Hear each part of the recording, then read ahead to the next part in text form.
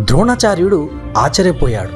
అర్జునుడితో కలిసి ఏకలవ్యుడు ఉన్న ప్రాంతానికి వెళ్ళాడు. ధనుర్వేత్త ఏకలవ్యుడు గురువు ద్రోణుణ్ణి చూస్తూనే సంబరపడ్డాడు. అతిథి మర్యాదలతో హడావుడి పడ్డాడు. వినయంగా చేతులు జోడించి నమస్కరించాడు. భవదీయ కృష్ణ కటాక్షంతో శరవిద్యను నేర్చుకున్నానని విజ్ఞప్తి చేస్తున్నాడు. గురుదేవ, నా కుటీరానికి వచ్చి నన్ను ఆ ప్రాంతాన్ని పునీతం చేశారు. మీ మూర్తిని నిర్మించుకొని పూజించుకొని విలువిద్యను అభ్యాసం చేశాను. ద్రోణుడు ఏకలవ్యుణ్ణి అభినందించాడు. క్షణకాలం ఆలోచించి ఆపై అడిగాడు ద్రోణుడు ఇలాగా: గురుదక్షిణ చెల్లించడం శిష్యునికి పరమధర్మం.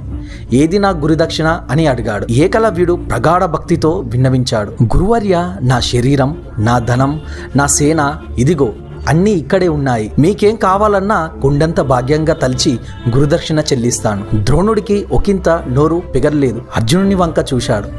తిరిగి ఏకలవ్యుని చూసి సూటిగా అడగలేక ఒకంత తల పక్కకి